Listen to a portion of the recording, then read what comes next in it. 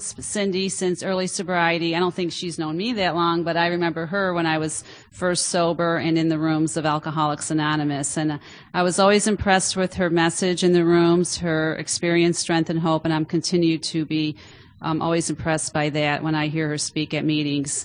I heard her story quite a long time ago, and it really hit home for me. And it was a really powerful story and a very powerful message. So when I was thinking about who to have here tonight as our kickoff speaker, I thought of Cindy F. And I'm so glad she's back here in Syracuse, New York. She left us for a while, went to Arizona and Florida, and found her way back here. And I'm so grateful that she has come back to Syracuse to continue to share her message with us. So I think you will thoroughly enjoy Cindy F. Please give a warm welcome to Cindy F. from Syracuse, New York.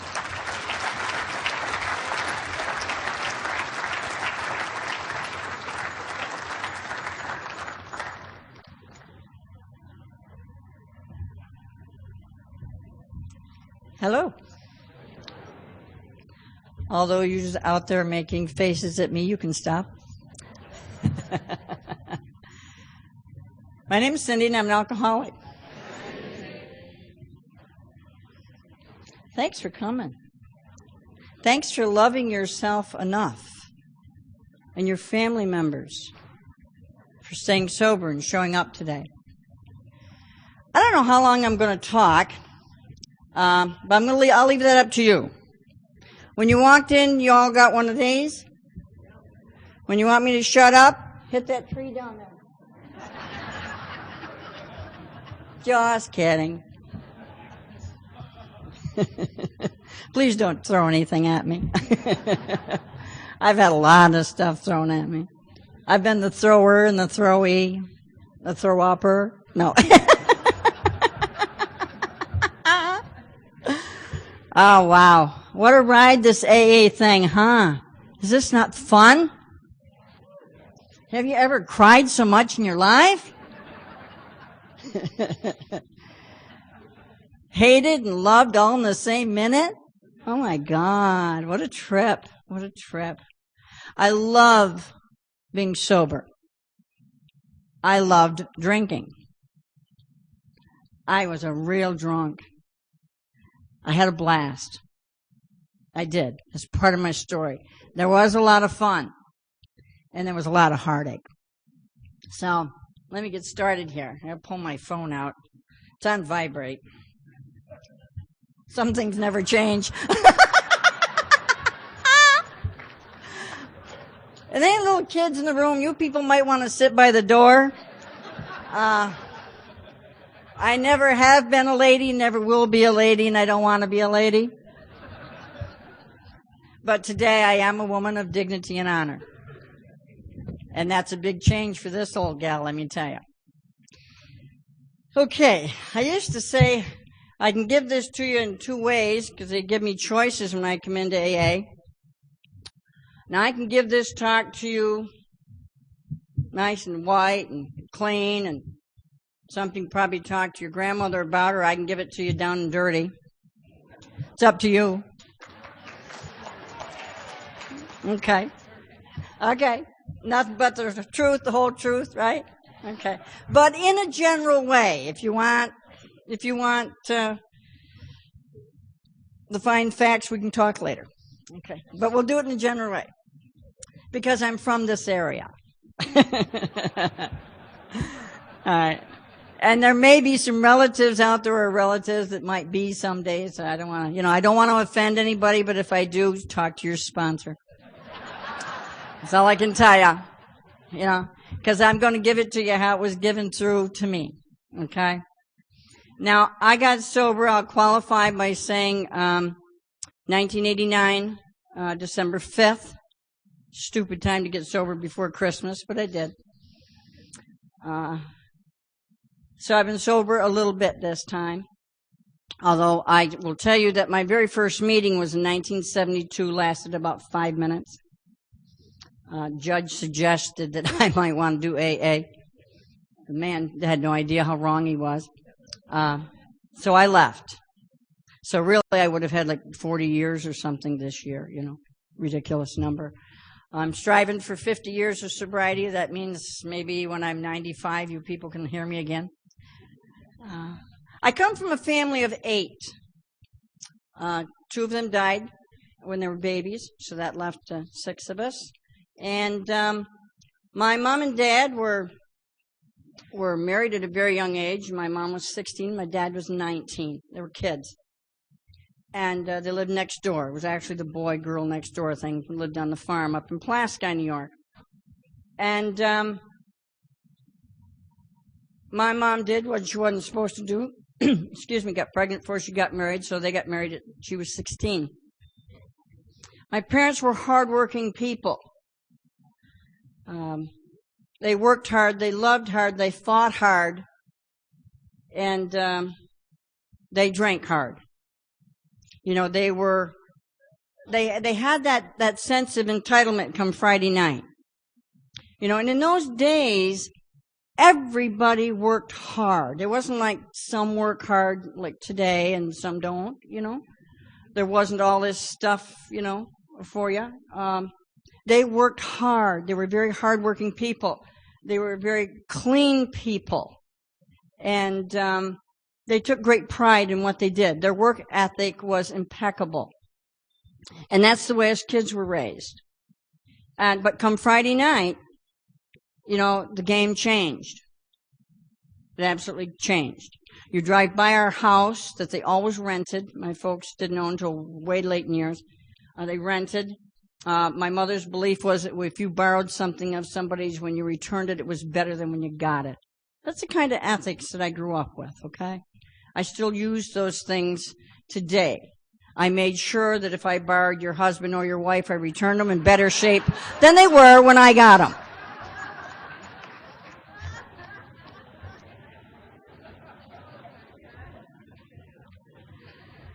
The whole truth, nothing but the truth. Okay. But what happened on Friday night was, of course, they got their paycheck. They drove from Pulaski to Syracuse. They worked minimum wage. Neither one of my parents had much of an education. I think Dad might have been 5th grade, and Mom was 12th grade because she had quit because she was pregnant for my oldest brother. Friday night, game changed. What used to look like Better Homes and Gardens looked like the inside of a bar room.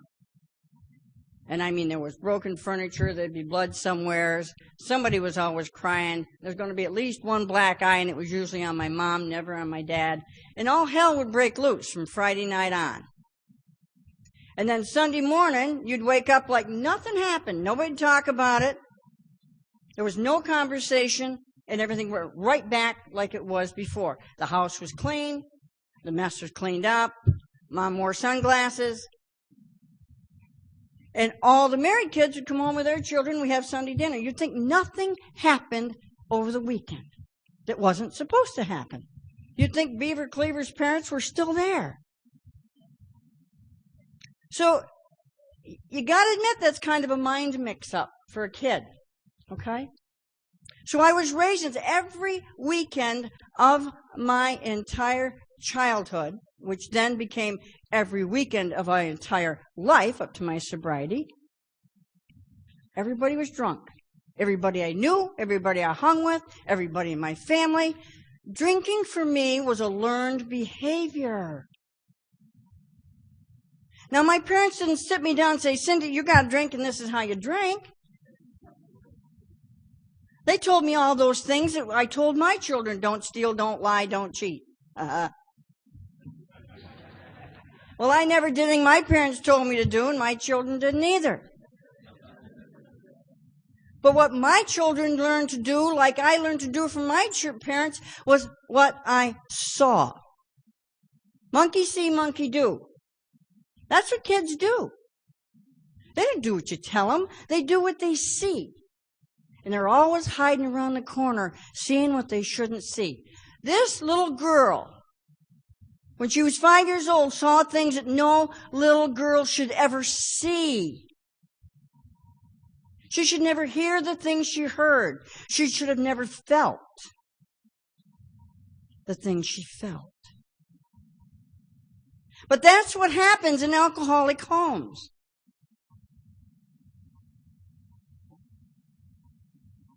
It's not a pretty picture sometimes. I can remember going to sleep with a butcher knife under my pillow. We're not supposed to do that, are we? But we do in our families, don't we? I can't be the only one. So why would I want to keep drinking when I know that kind of behavior is there? So I was raised in that. So what did I do? At 16, I got pregnant. See, I do things a little backwards. I got pregnant before I got married. I got my GED after I got out of high school. That's when I got my diploma. I went to rehab a year and a half after I'm sober. A little slow on the uptake, I think.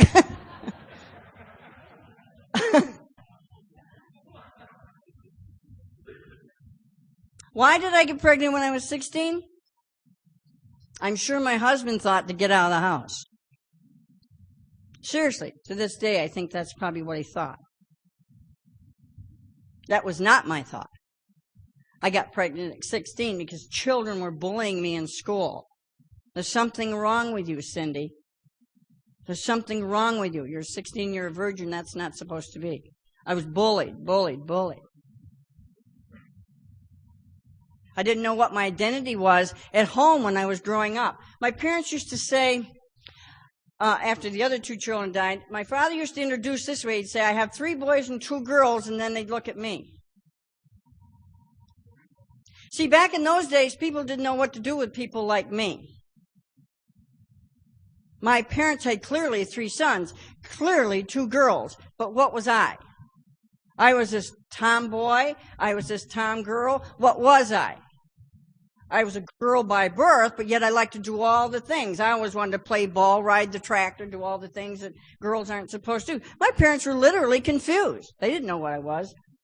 Neither did I. Talk about confused. So when the kids picked on me in school, I thought, well, I got to do something about this. So I went, told my boyfriend to pick me up that night. He says, what do you want to do? I said,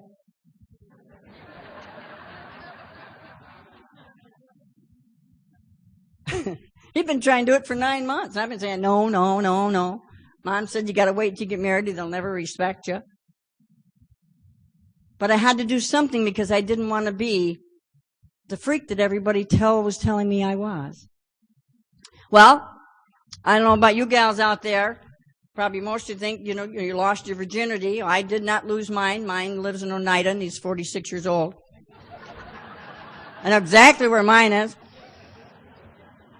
First time out, got pregnant. Boy, oh boy. Just like getting drunk. First time I drank, I got drunk. I don't know. I have a wonderful son. Absolutely wonderful son, 5 wonderful grandchildren that have never smelled alcohol on their grandma's breath. And I hope and pray to God they never will. I'm not so arrogant to stand here and tell you that they won't, because I am an alcoholic.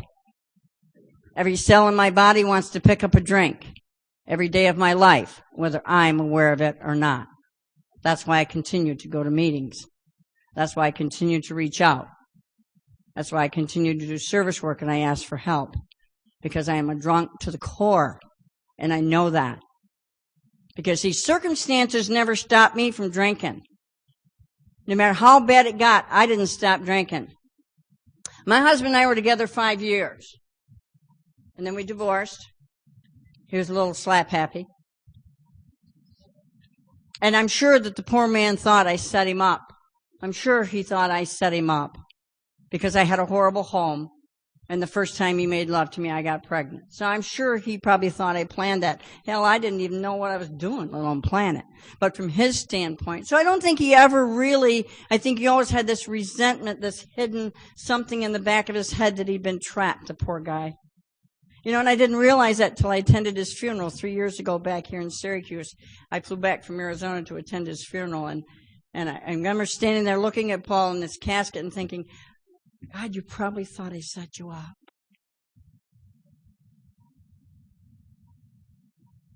See, we do things subconsciously in our minds, and we don't know why we do them.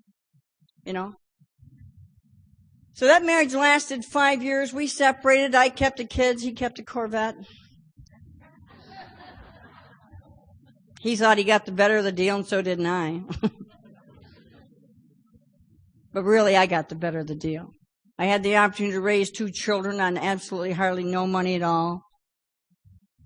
Scared to death most of the time. Drank when they would go to sleep. Go to work, work 2 or 3 minimum wage paying jobs. And get drunk when I could. And I can remember my son standing there one day. He was 6 years old. It was a Saturday morning. And he had the bottle of black velvet that sat on the kitchen table. And he picked it up and he said, "Mommy, are you going to get drunk again today?" I took that bottle of black velvet and I smashed it out back. And I sat down and got drunk. I did the best I could being a parent under the influence of alcohol. I know today my parents did the best they could under the influence of alcohol. Did they do the best they could? Did I? No. I could have done so much better if I had never drank. But I did not know that. When I started to drink, I didn't drink to get drunk. I drank to become somebody. I was so insignificant to myself and to my parents. They couldn't introduce me because they didn't know how to introduce me. So I felt terribly invisible my whole life. And so what did I do? I spent as much time as I could becoming somebody in my own mind. And I wasn't. But you know what? When I got drunk, man, I was pretty. And you weren't bad looking either.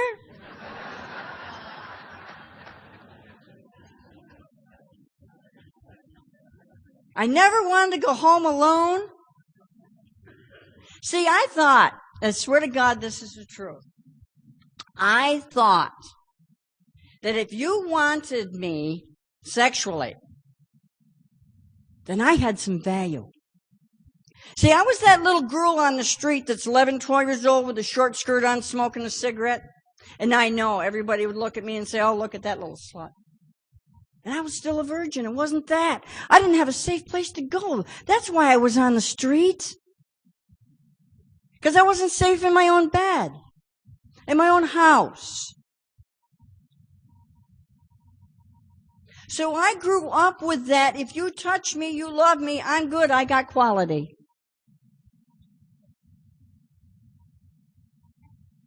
So I'm telling you, I'd let anybody touch me. Let's get it on. I thought that if you hadn't had Cindy, you hadn't lived.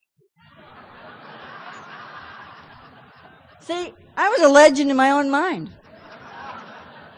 I was good stuff. And the more I drank, the better I got. It's funny, ladies.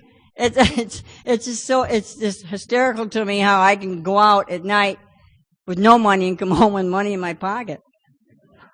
And drink all night. Yeah. Yeah. A lot of fun because I wasn't even conscious of what in the world I was doing most of the time. How sane is it to ride on the hood of your car, hang onto your windshield wipers with a bottle of Lambrusco between your legs and have somebody drive your car 80 miles an hour? That's fun. That was fun for me. I was one of those people that if it was worth getting in trouble for, it was worth doing. I was hell on wheels. I swear to God I was. I was bar girl, loved it. Bartender, loved it. Loved the music, dirty ashtrays, puke. Loved it all. I was a great bartender. Women would come in there. My husband been here tonight? No. Calling the phone. Jim there? Jim! No. He'd be sitting right there. Everything was a fantasy. Everything was a lie. I got 2 DWIs in 1972. I got my first one, made me mad. How come I got caught? And nobody else gets caught? I drank like everybody I knew. We were heavy drinkers. We were partiers. We worked hard. I had no intentions of getting sober. I got DWI in 72. I worked nights at Seal Test Ice Cream over here in Syracuse. I worked the midnight shift. I was the only gal there. They called me the freezer rat. We worked at 34 below, and I drove a forklift, drunk.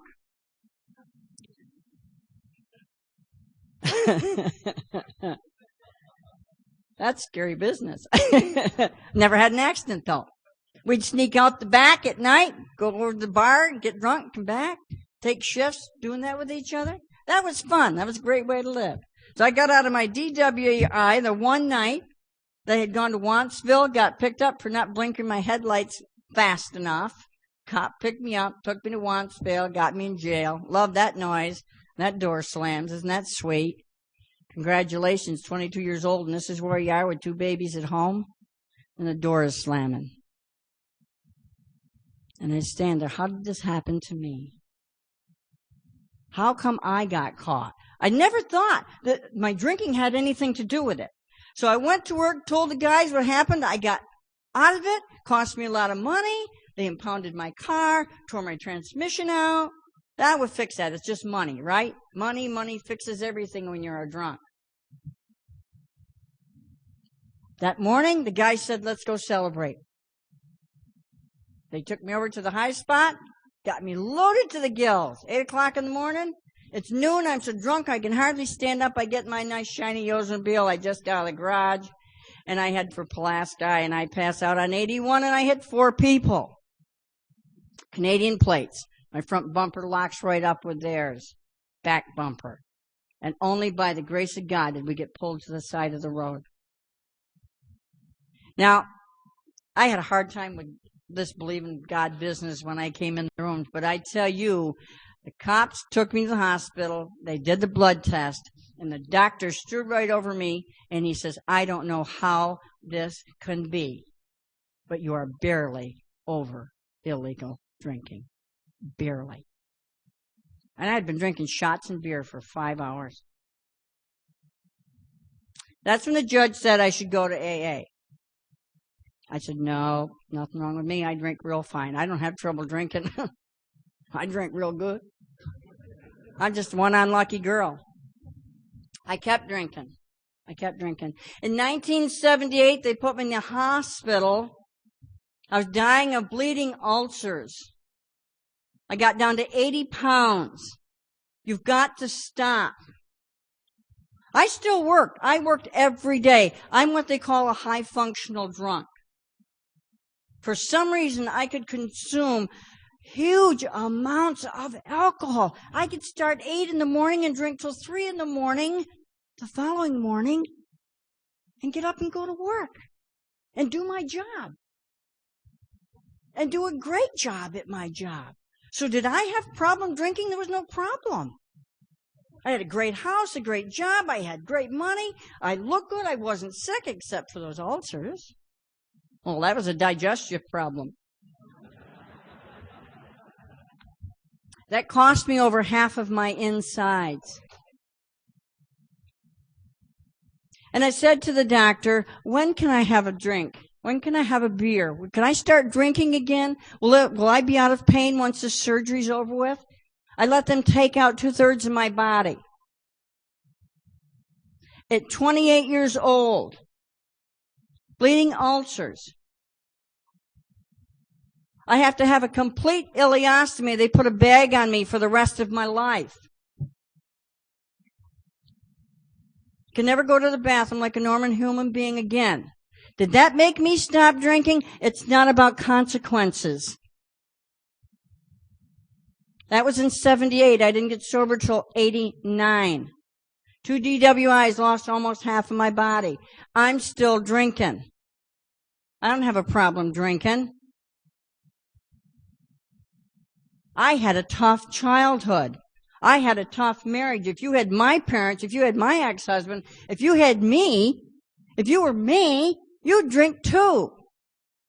My whole life was unfair. Unfair. Darn it, unfair. Nobody should have to live the life I lived. Let's have a drink.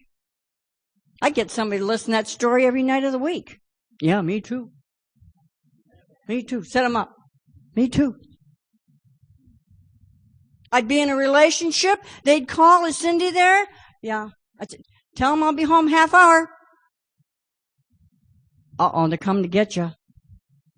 Let's have the bartender set up 4 or 5 shot glasses. So-and-so bought these. I can't leave now.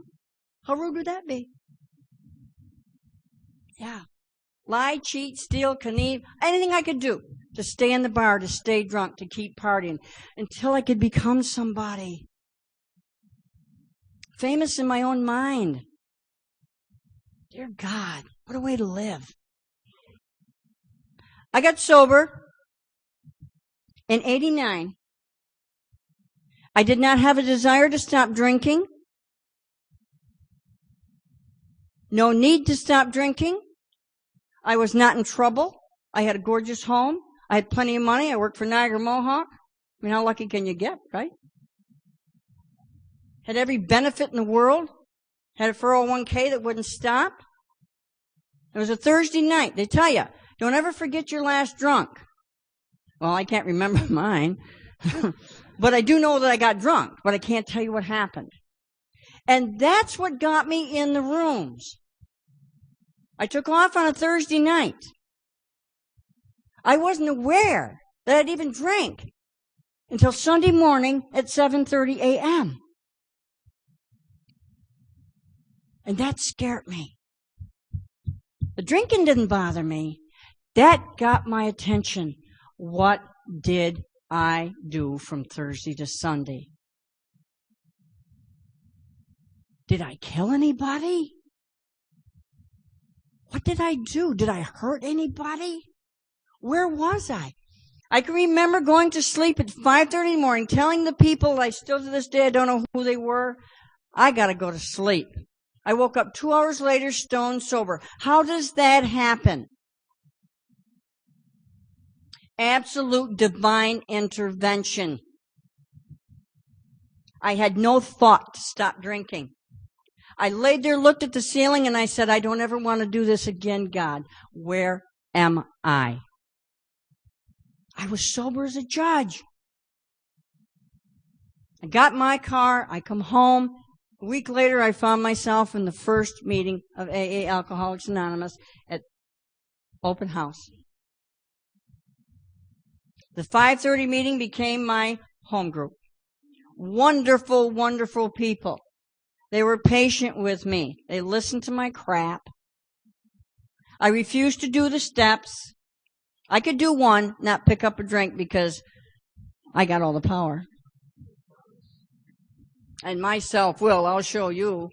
I will not drink. I can do that. It wasn't about powerlessness. That's not why I didn't drink. It was about Cindy's power to not be able. I'll show you I will not drink. Do the second step? No, I saw them on the wall. So I did 1, 13, 2, 9. I was in a little bit of trouble. Yeah, that's the way I did my steps. Until about 1.5 years into the rooms. I went to a lot of meetings, sometimes 2 or 3 a day, because I didn't want to drink. I didn't want to go out again on a Thursday and come back on a Sunday and not. I thought I was insane. That's what I was afraid of. I was losing control because I had absolute control. Because from the time I was a little girl, I couldn't wait to grow up so I could have some control over my life. And people would stop hurting me and touching me and taking me and doing with me anything they wanted. So I'm a big girl now, and I got control. So I'm coming in these rooms, and you're telling me I got to surrender, and I'm telling you under my breath, ain't no way, you guys can do that, you poor people, go ahead, but I'll stay sober, I'll show you my defiance, get me sober. until about a year and a half. I'm in the program about a year and a half, and because I wouldn't do the steps, and I hadn't turned my life over, and nothing had changed except for I started remembering. Because I didn't have everything to cover it up. I started having body memories of the childhood visits, and I couldn't stop them. And I was going to take my life. Thank God I had a wonderful alcohol counselor. Because I wouldn't do the steps. And I wouldn't ask you to help me, but I'd get professional help because I could trust her because she ain't going to tell my stuff in the rooms. I got into rehab. And I went and I did all that hard work. I went in there and I said, fix me. And they did. The best they could. I did everything I could do. And in there, I got to do the first 5 steps. But the one thing I got to do that has saved my life is they showed me how to forgive. I got to forgive my dad. See, my dad was a monster. He didn't want to be a monster. He wasn't a monster until he picked up a drink. My dad was a wonderful man. He was clean. He was honest. He was hardworking. He was a good father. You put a drink in him, he turned into a monster. I got to forgive my father. I got to forgive my mother for not stopping my father. I got to forgive my ex-husband. I got to forgive the 3 men that raped me in the van because I was walking down the street. Don't you know when you're a female and you walk down the street, if you're drunk, you're asking for it without saying a word? I never said, I want it, but I got it.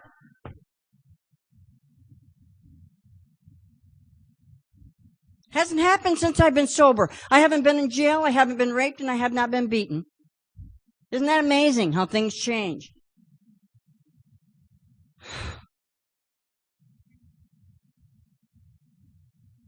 I went to that rehab, I did that work, and I come home, and I got into my steps. And I did 1, 2, 3, 4, 5, 6, 7, 8, 9, 10, 11, 12. No more, 13. 9 after 8. My life started to become beyond my wildest dreams. I was sober. I worked my program. I asked for help. And everybody helped me. 4 years sober, December 17th, I get a phone call from my daughter. She's having trouble with her boyfriend. He beat her up in the parking lot, and she was sad, and she was drunk, and she was high, and she went home, and she shot and killed herself.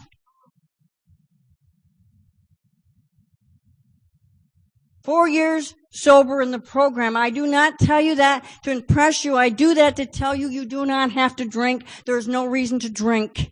I didn't drink. I didn't drug. I didn't take a tranquilizer.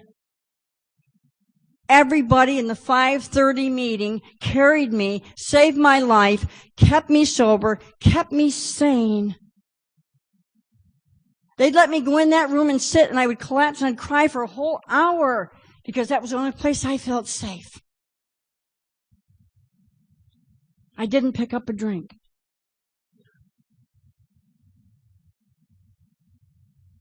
I do not want to drink.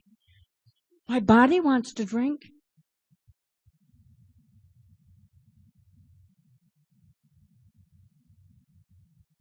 Open house here in Syracuse has saved my life, given me a life. I'm finally somebody. I am Cindy. That's all I need to be. I do not need to be anybody else. A woman of dignity and honor. All you guys and gals in here tonight are safe. I ain't going to try to get any of you. And I wasn't very particular, I'm telling you. That's part of my story. I married a man when I was 16, 35 years later. I married a woman. That didn't work either. You guys have got to come up with another species. Because I'm telling you, ain't nothing working for me. It can't be me.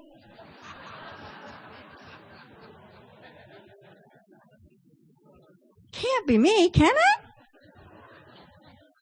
Huh. I love this program. 4 years after my daughter made a decision that changed my life forever, broke me in a million pieces, caused me to literally pull the hair out of my head, but I wouldn't let her make me drink. I got a phone call from my sister. I have an older sister who I love, who I cherished, who took care of me when I was little. She was 56 years old. She'd become an alcoholic late in life. My daughter was an alcoholic. And my sister shot and killed herself.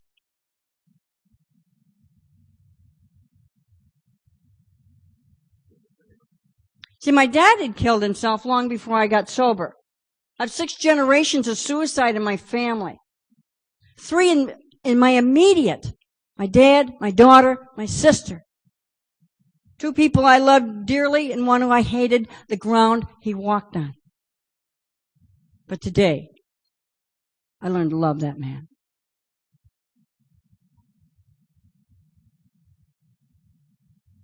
I have not picked up a drink since I walked in the rooms. December 5th, 1989. Have I wanted to drink? No. Have I thought about a drink? Yes. Yes. Sometimes I think, my God, I'm retired now. I am not an old-timer as far as AA goes, but I'm an old-timer. I got a couple more years because I only got 23 years. What is it, 25 years, I think, to be an old-timer? Well, hell, I beat you with my own age, you know. My life is good. I love AA. I'm sober. My granddaughter tells me when she gets in the car and latches the seatbelt, Grandma, I missed your smell.